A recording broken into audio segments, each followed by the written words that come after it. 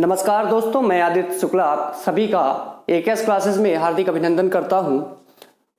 भारतीय भूगोल के इस क्रम में जो आज का विषय है पड़ोसी देश एवं सीमाएं। हालांकि पिछली क्लास में आपने नाइबर कंट्रीज जो पड़ोसी देश थे उन पर आपने जानकारी प्राप्त की थी, किंतु आज का भी जो ये क्लास है वो भी पड़ोसी देशों से संबंधित है। कारण यह है कि जो पड़ोसी देश है वो भारत के साथ कौन कौन सी सीमाएं साझा करते हैं, ऐसी कौन सी बॉर्डर लाइन है जो भारत के साथ अन्य जो अदर नाइबर कंट्रीज हैं वो भारत के साथ शेयर करती हैं। For example Radcliffe line, McMahon line, Durand line, शून्य रेखा, ये सारी रेखाएं जो है ये भारत के साथ शेयर करते हैं। और मित्रों, जितना मैंने ये 5 लाइन लिखी हैं भारत के संबंध में, भारत और विदेशी जो देश हैं, जो फॉरेन कंट्रियां हैं, या दूसरे शब्दों में कह सकते हैं पड़ोसी देश, नाइबर कंट्रीज, तो इन्हीं से प्रश्न यहीं से इतना ही बनता है। इससे अधिक पढ़ने के लिए यदि आपको पढ़ना तो केवल आपके लिए जानकारी मात्र होगा, किंतु यदि प्रतियोगी परीक्षाओं के संदर्भ में आप इन लाइन के बारे में, इन रेखाओं के बारे में आपको पढ़ना है तो केवल इतना ही पढ़ना है, इससे अधिक नहीं पढ़ना है। क्लियर है चीज? और आप एनालिसिस कर लीजिएगा, विश्लेषण कर लीजिएगा। जितना यहां पे लिखा है दिख बहुत कम रहा होगा क्योंकि इतना ही पूछा जाता है।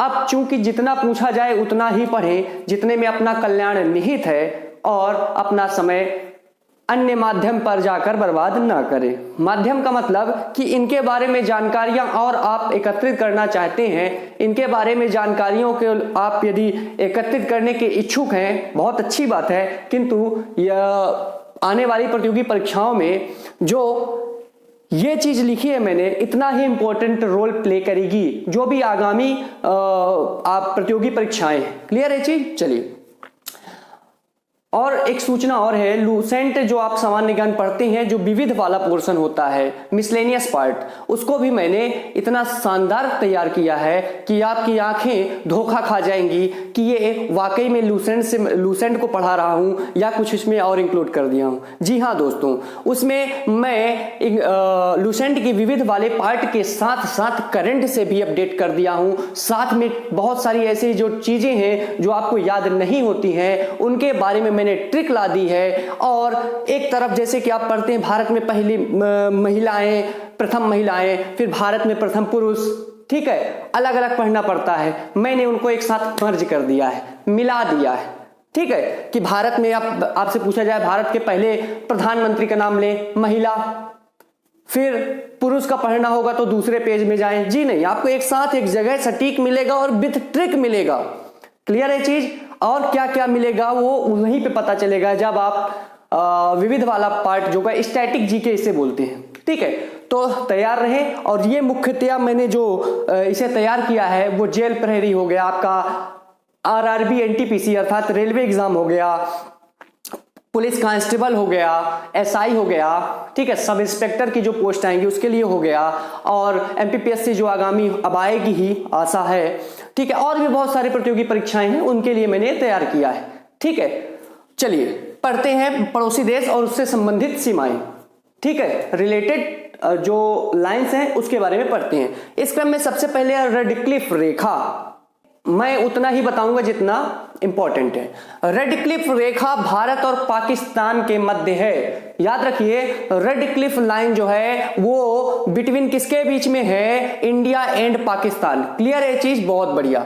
अच्छा, इसको कब खींचा गया, कब इसको बनाया गया? तो 15 अगस्त 1947 को, 15 अगस्त 1947 को इसका निर्माण हुआ। ये लाइन खींची गई जिस दिन हमारा देश आजाद हुआ, ठीक है। इंडिपेंडेंस के दिन ही, जो इंडिपेंडेंस डे के दिन ही इसको निर्धारित किया गया, और इसको खींचने वाले, इसको बनाने वाले, इसको निर्धारित करने वाले महान व्यक्ति का नाम है जॉर्ज सी जे रेडक्लिफ। नाम पूरा याद रखना पड़ेगा आपको, ऐसा नहीं कि आपने केवल रेडक्लिफ सुन रखा है तो उतने में कल्याण हो जाएगा।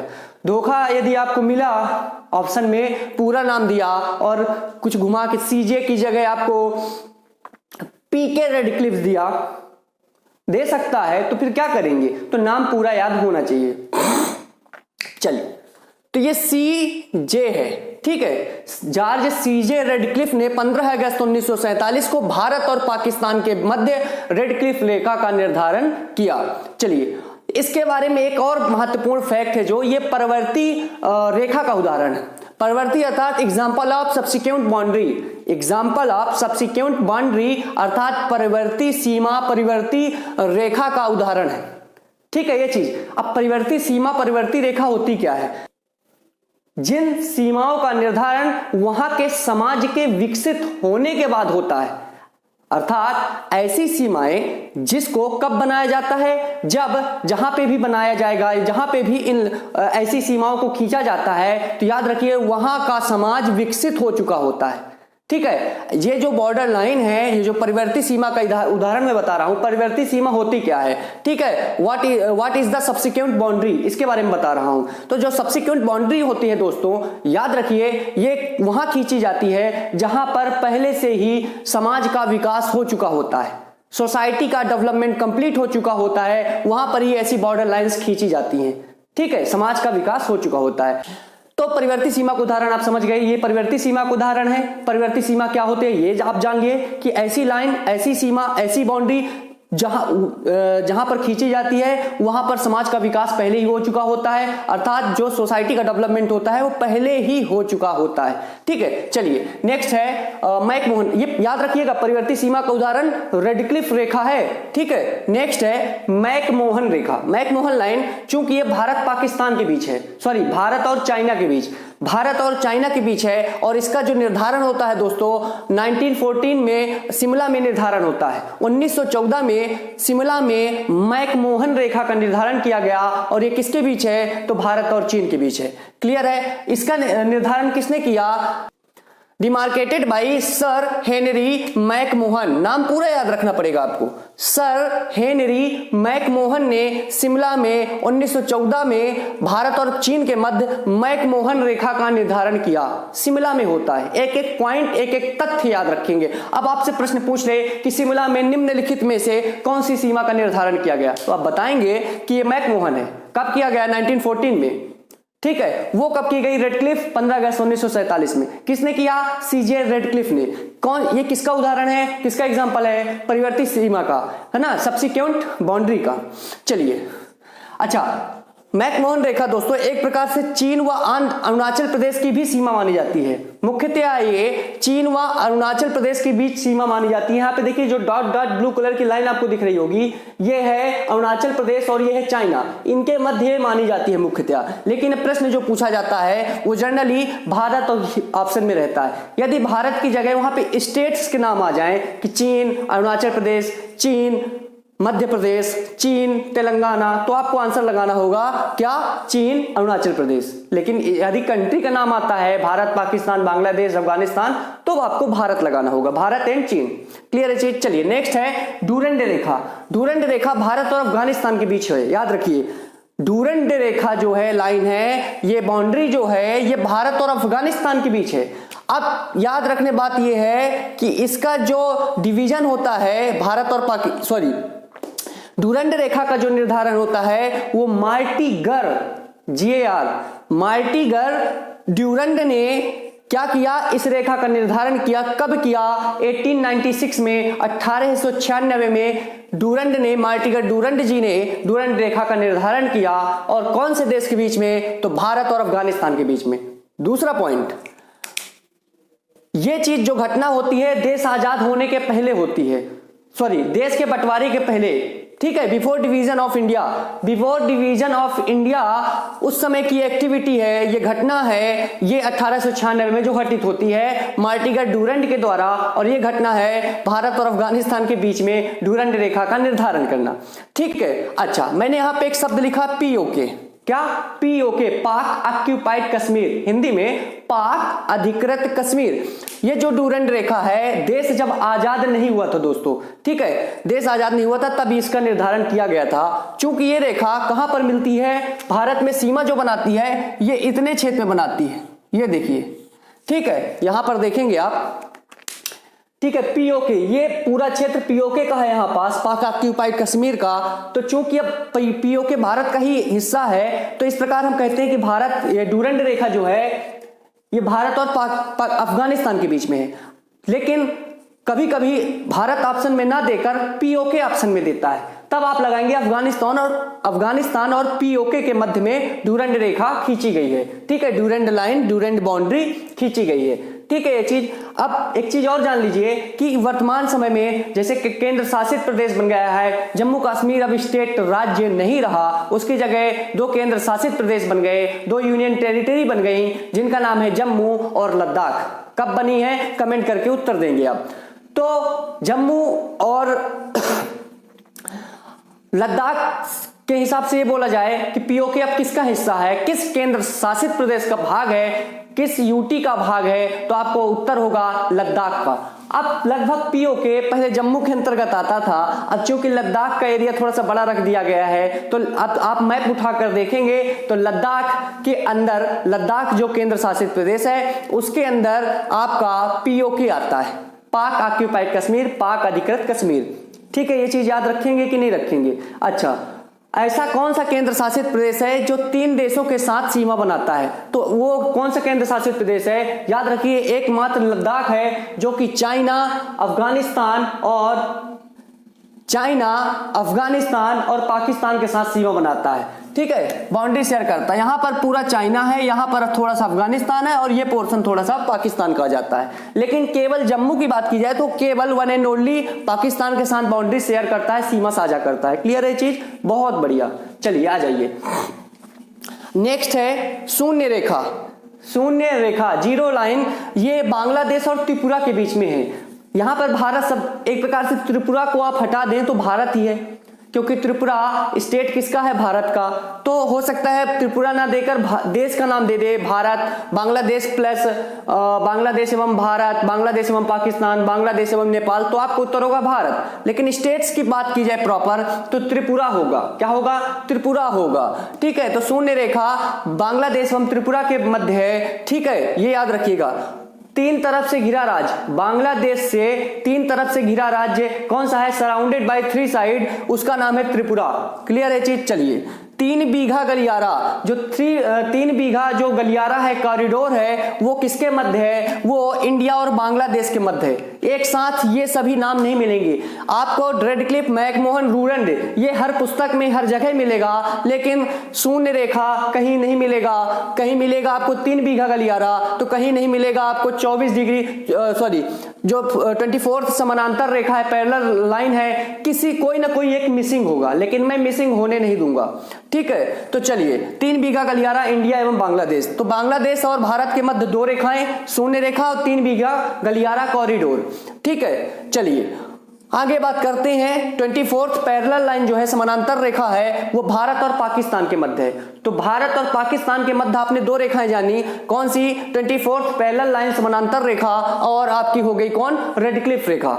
ठीक है, बांग्लादेश के मध्य 2 लाइन, शून्य रेखा, 3 बीघा गलियारा, पाकिस्तान के मध्य 2 लाइन, पाकिस्तान और भारत, 24th पैरेलल लाइन समानांतर रेखा और रेडक्लिफ लाइन। क्लियर है चीज? चलिए, 24th जो पैरेलल लाइन है, समानांतर रेखा है, इसको और दूसरे नाम से भी बोल सकते हैं, 24 डिग्री चैनल भी बोलते हैं इसको। ठीक है, 24 डिग्री चैनल भी बोलते हैं और 24 डिग्री उत्तरी अक्षांश भी बोलते हैं, 24 degree longitude line, sorry latitude lines भी बोलते हैं। क्लियर है चीज? तो ये नाम याद रखिएगा आप। चलिए, LOC का फुल फॉर्म क्या होता है? Line of control. इसका पहले क्या नाम था? Military control line.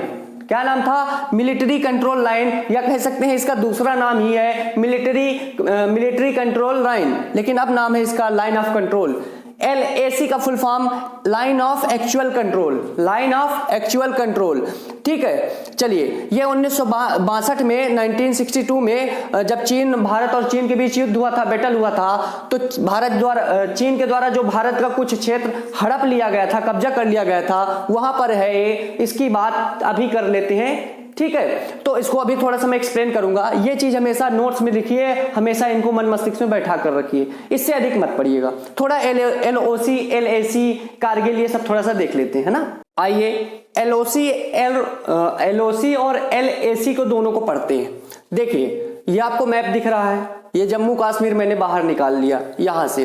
ठीक है, ये POK कहलाता है, पाक ऑक्यूपाइड कश्मीर, पाक अधिकृत कश्मीर। ये जो पोर्शन आपको दिख रहा है ये अक्साई चीन कहलाता है। ठीक है, यहां पे जो लाइन आपको दिख रही है ये लाइन ऑफ एक्चुअल कंट्रोल है। ठीक है, लाइन ऑफ एक्चुअल कंट्रोल मतलब LAC। ये आपको जो रेड कलर की डॉट डॉट लाइन दिख रही है ये LOC है, लाइन ऑफ कंट्रोल। मैप उठाकर देखेंगे बहुत सटीक समझ में आएगा, लेकिन यही भी आएगा, परेशान नहीं होइए। ठीक है, देखिए ये आपका ये जो ब्लैक कलर की आपको डार्क लाइन दिख रही है ये विभाजन है यूनियन टेरिटरी का, इधर जम्मू उधर लद्दाख। क्लियर है चीज। POK में अफगानिस्तान की सीमा लग गई, बॉर्डर लग गया। ठीक है, ये सिंधु रिवर है, यहां पास कारगिल है। ठीक है, ये आपको जो ब्लू कलर का दिख रहा होगा ये सियाचिन ग्लेशियर है। क्या है? सियाचिन ग्लेशियर है, जिसका कुछ भाग POK में है, कुछ भाग भारत में पूरी तरह से है। POK भी तो अपना है। ठीक है, चलिए अब पढ़ते हैं थोड़ा इसको विस्तृत। ये जो पोर्शन आपको दिख रहा है ये इसे पाकिस्तान के जो लोग हैं, जो सरकार है, जो पाकिस्तानी लोग हैं, इसे आजाद कश्मीर कहते हैं। क्या कहते हैं इसे? आजाद कश्मीर। ठीक है, चलिए सुन रखे होंगे ना आजाद कश्मीर किसे कहते हैं वो लोग, ये तो जान लीजिए, ये है।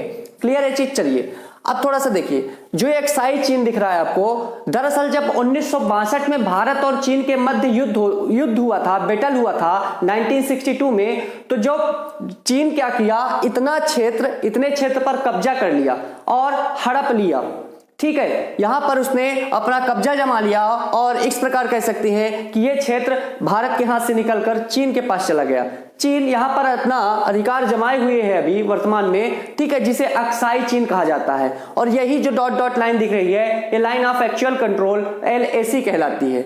यहां पर आइए POK की बात करते हैं। POK देखिए पाक ऑक्यूपाइड कश्मीर अर्थात पाक अधिकृत कश्मीर है। ठीक है मित्रों, क्या होता है आजादी के बाद, आफ्टर इंडिपेंडेंस, भारत की आजादी के बाद क्या होता है, पाकिस्तान ने क्या किया कि जो इस क्षेत्र पर कबायली लोग रह रहे थे, स्थानीय कबायली लोग रह रहे थे, जो लोकल ट्राइबल पीपल रह रहे थे, उनसे मिलकर पाकिस्तान आजादी के बाद इन स्थानीय कबायली लोगों से मिलकर क्या किया, इसी क्षेत्र पर हमला कर दिया। ठीक है, हमला कर दिया और वहां पे कब्जा जमा लिया। बहुत अच्छी बात है, जमा लेने दीजिए। किंतु कुछ समय बाद जब जम्मू कश्मीर के राजा हरि सिंह जी ने क्या किया, भारत में जम्मू कश्मीर को विलय करने की मांग की। ठीक है, तो बाद में जम्मू कश्मीर को भारत में विलय कर लिया जाता है, मर्ज कर लिया जाता है। अब प्रश्न उठता है कि जो पाकिस्तान कबायली लोगों के सहयोग से, मदद से यहां पर अधिकार कर लिया था, वो भी तो जम्मू कश्मीर का हिस्सा है। तो जम्मू कश्मीर के विलय के बाद, भारत में विलय के बाद, जम्मू कश्मीर को मर्ज करने के बाद, इंडिया में विलय करने के बाद क्या हुआ, भारत ने आक्रमण किया POK पर, जहां पर वो कब्जा जमाए हुए थे। ठीक है, उसे मुक्त भी करा लिया। ठीक है, लेकिन ये मामला चला गया, मामला कहां चला गया, ये UNO में। ठीक है, UNO में मामला चला गया, लेकिन बाद में क्या होता है, मामला यहां चला भी गया UNO में मामला जाने के बाद भारत ने पुनः आक्रमण किया। भारत ने अब वो थोड़ा फिर बढ़ाए, तो भारत ने पुनः इस क्षेत्र पर आक्रमण किया और ये जगह क्या हो गई, खाली हो गई। किंतु भारत ने इस क्षेत्र पर पुनः अपना अधिकार स्थापित नहीं किया, अपना आधिपत्य यहां पर स्थापित भारत ने नहीं किया, जिसका फायदा पाकिस्तान को मिला और वहां पर उसने कब्जा जमाया, जिसे POK कहा जाता है, पाक ऑक्यूपाइड कश्मीर, पाक अधिकृत कश्मीर कहा जाता है। ठीक है, चूंकि मौका था, ये भारत जैसे इसको विजिट कर लिया था, लेकिन भारत ने इसको यहां पर अपना अधिकार नहीं स्थापित कर पाया, अपना जो पावर था, राइट था, वहां पर स्टेब्लिश नहीं कर पाया और बाद में ये ऐसे ही रह गया। ठीक है, वहां पर फिर पाकिस्तान ने अपना पुनः कब्जा जमा लिया। जब कोई भी खाली स्थान होगा, ठीक है, जैसे मान लीजिए मैं यहां पर इस क्षेत्र को विजिट कर लूं और यहां पर अपना अधिकार स्थापित ना करूं, फिर वापस आ जाऊं, तो खाली रह जाएगा, कोई ना कोई तो वहां पर अपना अधिकार जमाएगा ही। ठीक है, चलिए उसको फायदा मिला था पाकिस्तान को। ठीक है, चलिए यहां पर थोड़ा जो पोर्शन दिख रहा है आपको, 1963 में 1963 में पाकिस्तान ने क्या किया, इस क्षेत्र को, यह भी भारत का हिस्सा था, लेकिन 1962 के युद्ध के बाद भारत और चीन के मध्य जो बैटल होता है 1963 में, उसके बाद क्या करता है पाकिस्तान कि इस क्षेत्र को भी क्या, अब चूंकि ये हिस्सा किसके अधीन था, ये पूरा पाकिस्तान के अंदर चला गया। ठीक है, पाकिस्तान ने कब्जा जमा लिया इस क्षेत्र पर, भारत के इस क्षेत्र पर। ठीक है, चूंकि पाकिस्तान चीन 1962 के युद्ध में, भारत और चीन के युद्ध में क्या होता है, चीन ने इस क्षेत्र को हड़प लिया, यह भी क्षेत्र चीन के पास में था। तो क्या किया पाकिस्तान ने, हमदर्दी दिखाते हुए भारत के इस क्षेत्र को भी चीन को दे दिया।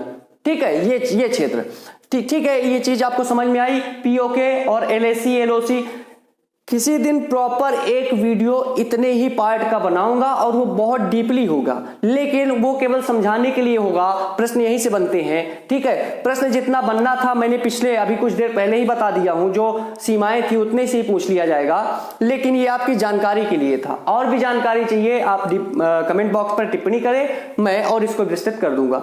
दोस्तों, ये रहा पड़ोसी देश, नाइबर कंट्रीज, और जो सीमाएं थी उनको मैंने बताया। जो नेक्स्ट लेक्चर होगा, भारत की समुद्री सीमा होगी।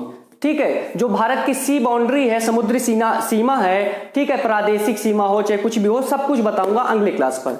ठीक है, उसी के अंतराल में कहीं लूसेंट का या कहीं विविध वाला पार्ट या कहीं जो स्टैटिक जीके है वो भी ना आ जाए। ठीक है, तो मिलते हैं अगले पार्ट पर। यदि वीडियो अच्छा लगा है तो वीडियो को पूरा देखने का प्रयास करें। एक बार ही, और एक बार देख लिए, 2 बार देखें, चीजें रट जाएंगी ऑटोमेटिक। ठीक है, रिवीजन करते रहें। और वीडियो अच्छा लगा हो तो please do like, share, comment and also subscribe अवश्य कर लें। केवल जियोग्राफी बस मैं नहीं दूंगा, जियोग्राफी के साथ साथ अदर जो इंपॉर्टेंट सब्जेक्ट्स हैं, आप जिनकी पकड़ जिन सब्जेक्टों में आपकी पकड़ कमजोर है उनको भी मैं मजबूत स्थिति पर लाकर रख दूंगा। ठीक है, तो मिलते हैं अगले पार्ट पर, तब तक के लिए बहुत बहुत धन्यवाद और जय हिंद।